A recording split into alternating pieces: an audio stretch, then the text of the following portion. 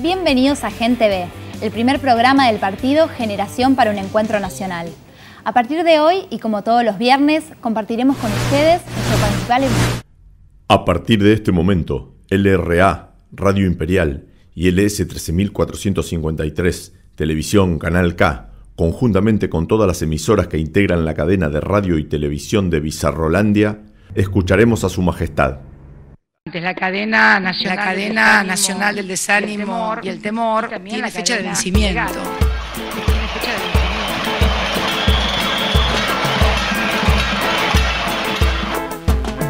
Que se meta la cacerola en el orto.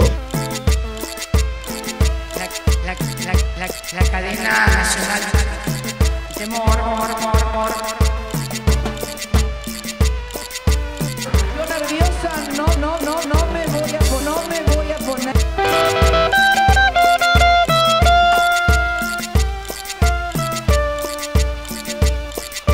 Por favor, los de la corneta, que dejen hablar. Juntos intentaremos analizar no solamente los hechos que vienen sucediendo en el país, sino fundamentalmente conocer las causas y los factores para entender lo que nos está pasando.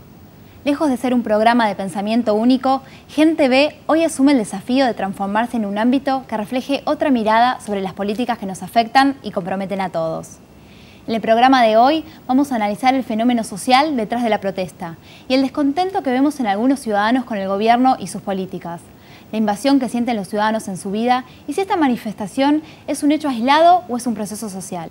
Es por eso que hoy entrevistamos a la socióloga e investigadora del CONICET, Liliana de Riz, al profesor de la UBA y sociólogo Ricardo Sidicaro, al consultor político Jorge Giacobbe y hoy nos acompaña en piso Margarita Stolbizer, diputada nacional y líder de este espacio.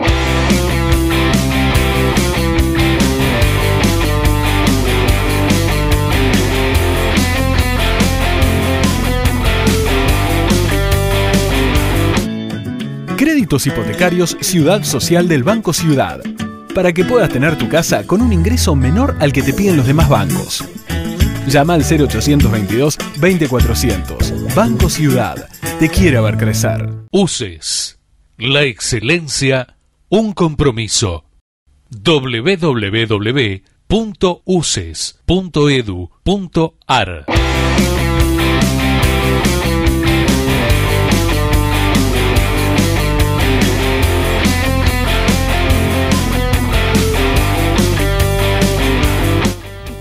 Margarita Stolbizer, ella es diputada nacional y principal referente del GEN. Margarita, muy buenas noches, muchísimas gracias por acompañarnos en este primer programa. Felicitaciones por el programa y muchas gracias. Muchas gracias. Bueno, te cuento que este primer programa, y le cuento a toda la audiencia, que estamos analizando el fenómeno social detrás de la protesta. Notamos que la gente está un poco irritada, está descontenta con el gobierno o con algunas de sus políticas. ¿Qué te parece? En realidad lo primero que deberíamos preguntarnos es si hay razón o justificación para la protesta, ¿no? Y me parece que más allá del episodio ocurrido con esa movilización del 13 de septiembre, los episodios de esta semana nos llevan a la afirmación de que realmente hay razones para el enojo y la indignación. Sin ir más lejos, lo que ha hecho el gobierno esta semana frente a la protesta y, si se quiere, al amotinamiento de la prefectura y la gendarmería en un reclamo claramente laboral por un error del gobierno en una mala liquidación de sus salarios que casi puso en riesgo su derecho alimentario. En algunos casos, el gobierno atrás de eso lo que sale a hacer es un sobredimensionamiento del conflicto con denuncias de desestabilización para denunciar sus propios errores y su propia impericia. Y esto es una práctica corriente de un gobierno que niega la realidad y que echa siempre culpas a los demás. Entonces estas cosas también exacerban el enojo. Ha sido una semana marcada además por la desaparición de un testigo en un juicio clave realmente, donde se investiga una muerte, y creo que también hay una demanda de justicia muy fuerte atrás de ese reclamo, de esa indignación y de esa manifestación social. Por eso entrevistamos a Liliana de Riz, socióloga, y a ella le preguntamos cuáles son las demandas de la sociedad detrás de la protesta. Veamos este primer informe.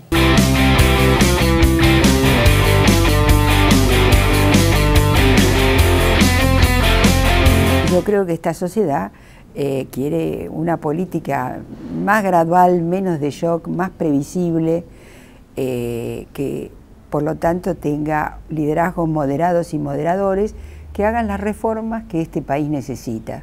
porque desde la crisis del 2001 tuvimos mucho para reparar. Pero ahora no solo es tiempo de reparación, es tiempo de cambios. Este país se debe reformas importantes de infraestructura, de capacidad energética, de productividad industrial, que nos dé un perfil industrial diversificado, porque si no vamos a caer en que mientras China esté comprándonos con un mercado enorme o Brasil recupere energías, a la Argentina le va bien porque el viento favorable viene de afuera. Pero no nos va bien si no hacemos cambios que este país necesita y viene postergando. Es injusto decir que el origen social de aquellos que van a Miami es el responsable de cómo la gente opina. Creo que es muy infeliz esa observación y creo que ha irritado mucho más aún a aquellos que se sintieron ofendidos por la descalificación por origen social, porque hay un fenómeno curioso en esta política: descalifican como si aquellos que tienen un mejor pasar no estuvieran autorizados a opinar, porque la presidenta es la abanderada de los humildes, que son los que apenas la pasan. Entonces la presidenta se puede dar el lujo de decir en Harvard: vos que viniste aquí con dólares, ¿de qué hablas? No se trata de eso, porque los primeros que son no austeros, ostentosos y que viven en la riqueza son los funcionarios públicos que nos dirigen y constituyen el importante staff de esta presidenta, incluida ella. Entonces, apelar a la idea de que aquellos que tienen no pueden protestar porque hay los que no tienen, es una polarización entre tener y no tener, entre ser el pueblo y no ser el pueblo, entre opinar como la presidenta o ser un destituyente. Yo creo que esa lógica binaria, arcaica, no puede más contener a esta sociedad. Todas esas experiencias que cada tanto reaparecen en distintas formas terminan muy mal porque son experiencias autoritarias. Y finalmente un país como el nuestro, que tiene 30 años de democracia ininterrumpida y que las crisis se han resuelto sin militares, es un país que tiene demandas, exigencias y que no puede ser rápidamente atropellado con la idea de que la democracia es lo que el que gana en las urnas hace. La democracia es, además, el respeto a la minoría, la negociación y los consensos para producir políticas para todos.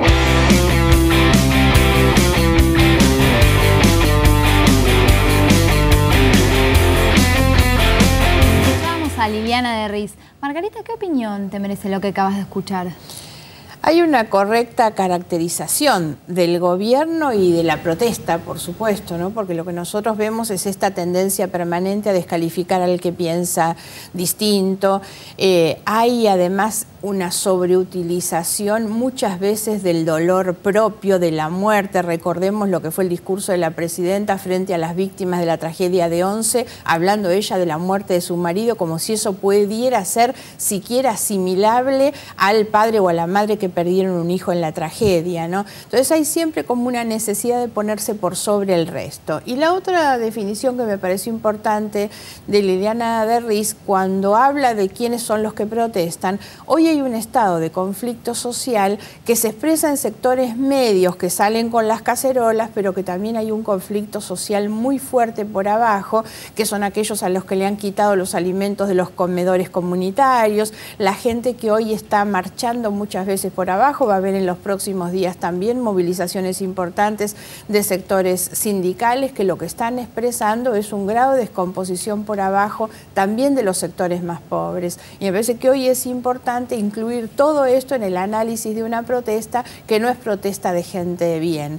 La negación de la realidad es lo que lleva al gobierno a demostrar su incapacidad para resolver los problemas. También entrevistamos al sociólogo Ricardo Sidicaro y a él le preguntamos cuáles son las causas que llevan a la gente a movilizarse.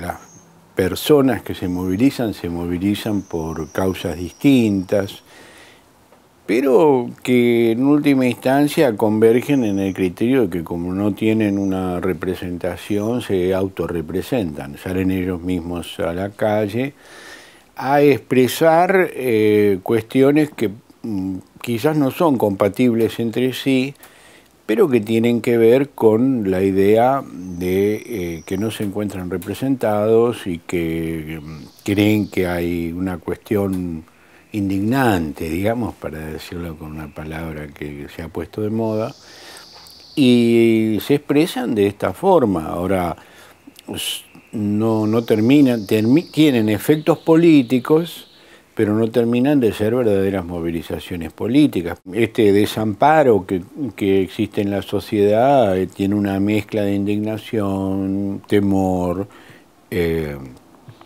una situación que no da como para creer que pueda ser el germen de un movimiento político. Y hay gente preocupada por lo público. Hoy es gente que sabe que lo que pasa con lo público va a incidir sobre sus intereses personales. Entonces no tiene un programa político, no tiene una propuesta, no tiene una afinidad con partidos, pero sabe que efectivamente en las condiciones de lo que va de cómo se va a desarrollar la esfera gubernamental, algo les va a pasar. De esta movilización se dijo no la llamó nadie. Algunas veces hubo movilizaciones que la llamaba alguien. Los partidos en el mundo entero, decíamos antes, están en crisis casi en todos lados por la misma razón. No, es muy difícil que las personas que hoy tienen intereses múltiples sean representadas. Hay una persona tiene a la mañana intereses morales en contra de la corrupción, a la tarde es un farmacéutico que no quiere pagar impuestos y a la noche, dejémoslo. Ese sujeto múltiple, más bien que es casi irrepresentable, porque no sé si lo voy a poder representar a la mañana o a la tarde o a la noche. Los tipos de otras épocas eran muchísimo más encuadrados, creían en una serie de cosas mucho más coherentes. Existieron más o menos hasta el último tercio del siglo XX. Desde el último tercio del siglo XX, la sociedad es muchísimo más heterogénea y las subjetividades de las personas son muchísimo más heterogéneas y contradictorias. Quieren más educación y no quieren pagar impuestos. Quieren más seguridad y no quieren pagar impuestos. Se dan cuenta que no hay seguridad cuando consiguieron dinero como para comprarse un automóvil y se dan cuenta que se lo roban. Bueno, son propietarios de automóviles, evasores impositivos, reclamadores de seguridad. Para los partidos es muy difícil representarlos.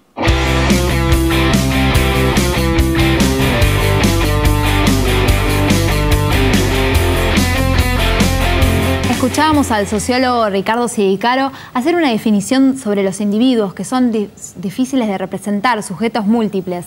Es por eso que le vamos a preguntar a Margarita, ¿quiénes son los que protestan? ¿Por qué lo hacen? ¿Qué dicen cuando se manifiestan? Porque llevan pancartas, se preparan, no es algo a veces parece pensado o no.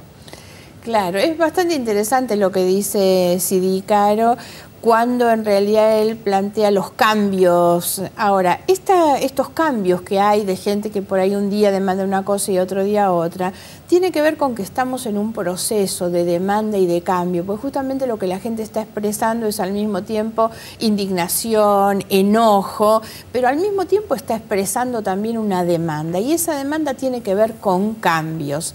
Si uno tuviera que identificar o poner una línea sobre cuáles son los temas centrales hoy, yo creo que hoy claramente, y esto lo expresan, por eso digo, sectores medios como los sectores más bajos, hay dos conflictos centrales, la inflación y la inseguridad. La gente expresa esto, el aumento de los precios le enoja, que no le alcance su sueldo le enoja, la verdad, el riesgo permanente de la vida, de la seguridad, de los bienes, de la familia, todo esto es lo que enoja a la gente, pero por sobre todas las cosas, porque frente a estos dos conflictos hay un gobierno que no los tiene en su agenda, hay un gobierno que la verdad ignora el tema de la inflación o miente el tema de la inflación, ignora el tema de la seguridad, la miente, lo esconde, y después lo que vemos como segunda respuesta a la mentira o a la indiferencia frente a dos temas tan centrales es obviamente la descalificación, la denuncia, esta cosa de que los que hablan de estos temas desestabilizan, ¿no? Entonces siempre echando culpas hacia otro lado. Cuando la gente se manifiesta sobre cuestiones mínimas, problemas que tienen que ver con la vida cotidiana, y lo que está haciendo es demandando una respuesta frente a eso que le está pasando. Y ese tipo de demandas me parece que hay que poder identificarlas correctamente, porque son las que hoy cruzan a toda la sociedad. Hoy el problema de que no alcanza porque me están mintiendo respecto a lo que cuestan los productos de la canasta familiar en el supermercado, o el problema gravísimo de que estoy con el corazón en la boca hasta que mi hijo llega a la madrugada. Bueno, todo esto lo expresan los sectores medios y los sectores más bajos, y lo que están demandando es una respuesta que hoy no existe. Además, la descalificación siempre irrita más. Si hubiera diálogo, sería más fácil para los ciudadanos comprender si tuviera la presidenta otra actitud.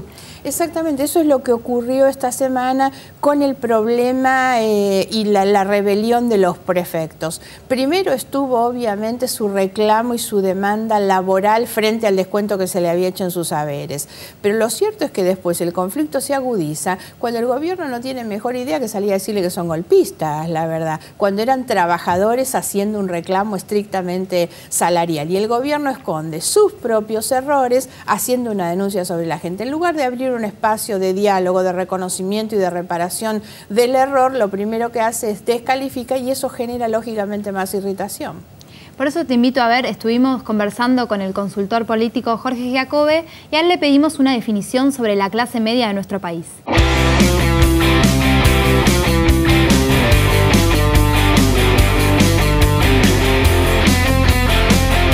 La clase media es el 70% de la Argentina, la clase media cultural. La clase media cultural es toda aquella que ha participado de la Argentina todavía integrada. En el año 72 la clase media argentina era el 75% de la población, índice de escolaridad 98%.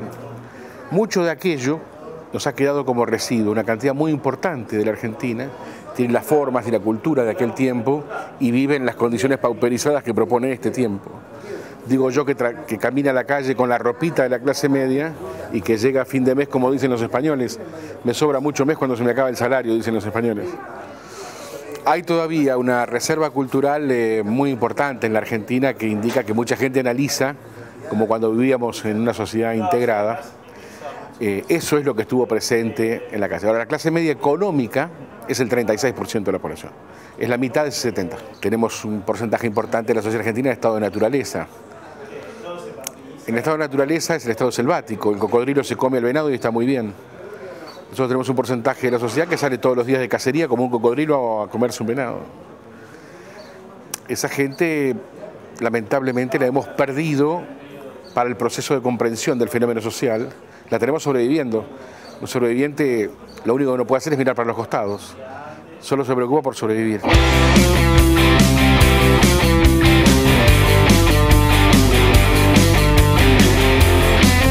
Continuamos en Gen TV, está con nosotros Margarita Stolbizer. Estábamos escuchando a Jorge Giacobbe dar una definición sobre la clase media de nuestro país. Margarita, ¿pensás que estas manifestaciones son hechos aislados o forman parte de un proceso social que se viene dando en el país? Sí, sin duda esto último. No hay hechos aislados, ni siquiera cuando la gente se expresa con reivindicaciones o demandas distintas. Y eso tiene que ver justamente con que estamos en un tiempo de cambios. Lo importante es hacerse cargo de cuáles son esos cambios que la sociedad necesita, con qué seriedad lo vamos a hacer. Es muy importante entender la movilización o la participación popular como un hecho positivo, la verdad. Cuando uno siente que la gente no baja los brazos, cuando en realidad salen a la calle, deciden poner la cara para manifestarse, me parece que todo esto es muy valioso. Las marchas, las manifestaciones son una decisión de salir adelante. Además, no hay que olvidarse que en definitiva la posibilidad del cambio es la que tiene cada ciudadano o cada ciudadana con su voto. A mí me pasa a veces en la calle que la gente me dice, ¿qué hacen? ¿Qué hacen ustedes? No, ¿qué hacemos juntos? Porque en realidad nosotros nos votan algunos. El que puede producir ese cambio va a ser sin ninguna duda en la próxima elección el ciudadano cuando elija. ¿Qué es lo que te dice la gente en la calle cuando te pregunta? ¿Notás un descontento? Muchísimo, ¿no? Hoy hay realmente mucha bronca, mucha indignación, Pero por eso es que creo que también lo que nosotros tenemos es que saber escuchar en este momento, saber entender esto como un proceso de cambio e intentar conducir ese proceso. Creo que sería un error dar la espalda a lo que está ocurriendo, minimizar lo que está ocurriendo o parcializar y decir, no, esto reclaman esto. No, hay sin ninguna duda hoy un movimiento y un proceso social en marcha. Yo tengo además la visión siempre optimista de que esto termina positivamente, porque creo que cuando esto se va gestando, evidentemente esto termina resolviéndose con un cambio que es lo que la Argentina necesita. Te invito a que escuchemos algunas declaraciones para finalizar de Liliana de Riz.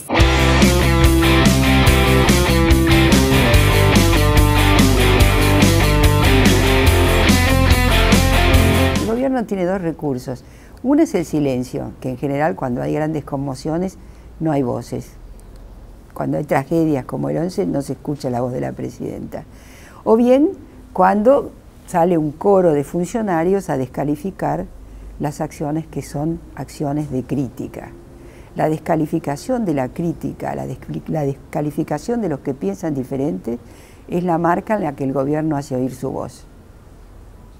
Y como no da posibilidad de diálogo con la oposición, no da posibilidad de diálogo cuando la presidenta hace monólogos, la presidenta habla con todos, pero en realidad no habla con nadie. Habla sola, los demás la escuchan. Este es un problema que ella no entendió, me parece, porque estuvo en Harvard y dijo que esos chicos de la escuela de gobierno le tenían que haber preguntado algo más importante. Para analizar una presidencia, la idea de si da o no da conferencias de prensa es muy sintomática y muy importante, porque eso permite contestar, responder, dar cuentas, aclarar. Finalmente los servidores públicos, presidente y demás funcionarios, están para servir al público y por lo tanto para ser transparente en su gestión y dar cuenta con responsabilidad de sus actos. Otros países, Brasil, el propio Uruguay, que es una coalición, la fuerza que gobierna, tienen capacidad de negociación de las diferencias. Aquí eso cuesta mucho. Pero para hacerte sintética, las fuerzas que tienen afinidades tienen que encontrar mínimos comunes denominadores para armar un programa compartido.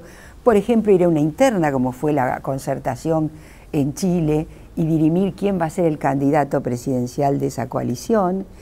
Los personalismos deben ser acallados y la generosidad para las coaliciones es algo fundamental. Por lo tanto, debe primar la idea de que nos reunimos y podemos aunar un programa compartido. Esa es la propuesta que hacemos, esa es la propuesta que compartimos y por lo tanto todos estamos dispuestos a seguir en esa línea.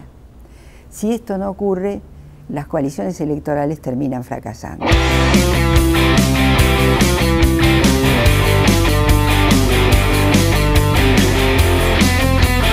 Continuamos con Gen TV, este es nuestro primer programa y hoy nos acompaña Margarita Stolbizer. Margarita, para ir finalizando, ¿qué es lo que debería hacer un partido para canalizar estas demandas de los ciudadanos, este descontento que tienen con el gobierno y con algunas de sus políticas? Primero que nada, me parece que hay que tomar todo esto y constituirse en una referencia. Hay que recuperar el valor y la importancia que tiene la representación, ¿no? El poder hablar por otro, el ser referente, referenciar, expresar. Y en ese sentido creo que lo que uno tiene que expresar o referenciar o representar es no solamente el enojo, no solamente la demanda, la reivindicación, sino que hay que también recuperar la idea de expresar una esperanza, ¿no? Lo que nosotros hacemos, la verdad es que esta es la construcción de la que viene participando el GEN, no sin dificultades hemos conformado ya hace más de un año un frente, el Frente Amplio Progresista. El Frente Amplio se ha constituido en la última elección como la segunda fuerza política, pero por sobre todas las cosas lo que hacemos es todos los días renovar a veces el esfuerzo de construir una fuerza política desde nuestras diversidades, ciudades, pero cuya unidad es un programa de gobierno, cuya unidad tiene que ver con una cuestión de principios y de valores justamente que se identifican con las cuestiones que la sociedad está poniendo sobre la mesa. Cuando la gente reclama frente a la inflación, frente a la inseguridad, hay hoy una opción política y una opción electoral que es la que nosotros constituimos, porque lo que debe hacer un partido político es eso, es ofrecerle a la ciudadanía la herramienta para encontrar dónde canalizar justamente sus demandas y sus esperanzas también. Eso es en lo que nosotros trabajamos. Esa respuesta tiene que ser una respuesta seria, sostenida, fundada, creíble.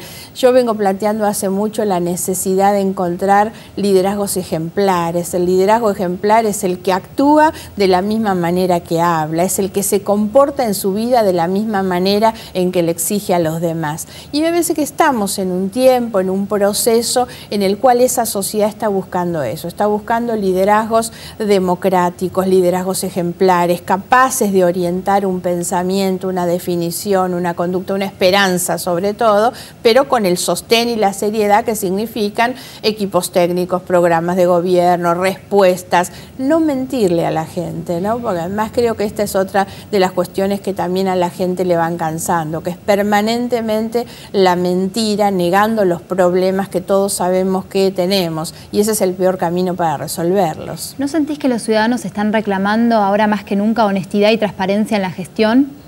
Sí, sin ninguna duda esto ha vuelto a ser un valor sobre la mesa y es muy importante que así sea, pero creo que también hay que poner algunas otras cosas sobre la mesa. No se trata solamente de la honestidad, de la transparencia, la rendición de cuentas. Todos los funcionarios públicos estamos obligados a rendir cuentas, no solo cuentas en términos de que se vea cuáles son nuestros números. Es necesario rendir cuentas de nuestros comportamientos, de nuestras gestiones, de qué manera cada uno de nosotros cumple con la labor que se nos ha asignado, realmente respondiendo al mandato que la gente deposita en cada uno de nosotros cuando nos elige. Eso también es transparencia, es poder demostrar que en realidad todo aquello que uno compromete en una campaña electoral, uno después lo ejecuta, con las limitaciones que tiene ser un partido político hoy que representa solamente a un espacio minoritario, pero me parece que lo importante es construir esa herramienta de cambio, respondiendo a este proceso social que, como decía antes, lo que busca es producir un cambio,